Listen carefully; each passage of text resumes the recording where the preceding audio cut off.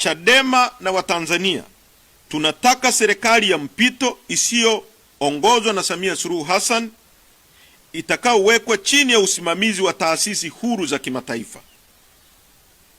Kwa kuwa serikali haina uhalali wowote, Chadema inataka kuanzishwa kwa serikali ya mpito ambayo: moja, haitaongozwa na Samia Suluhu Hassan wala serikali ya CCM, itakayoaminika na Watanzania na jumuiya za kimataifa.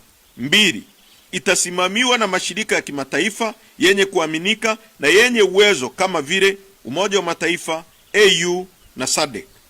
Tatu, itarejesha utulivu, haki za kisiasa na za kiraia. Nne, itafungua anga ya kisiasa na uhuru wa kujieleza. Tano, itaratibu uchaguzi mpya wa kitaifa kwa uwazi, uadilifu na uangalizi huru wa kimataifa. Sita, itahakikisha kuachiwa huru kwa wafungwa wote wa kisiasa na wote waliofunguliwa kesi za uongo. Saba, itahakikisha kuachiliwa kwa wote waliotekwa nyara na kufichwa katika mahabusu bubu vya siri na wanaopewa mateso yanayoratibiwa na vyombo vya dola. Pointi namba 6. Chadema na Watanzania tunataka uwajibikaji wa wote waliohusika katika mauaji na ukatili, na tunataka mageuzi makubwa ya vyombo vya usalama. Chadema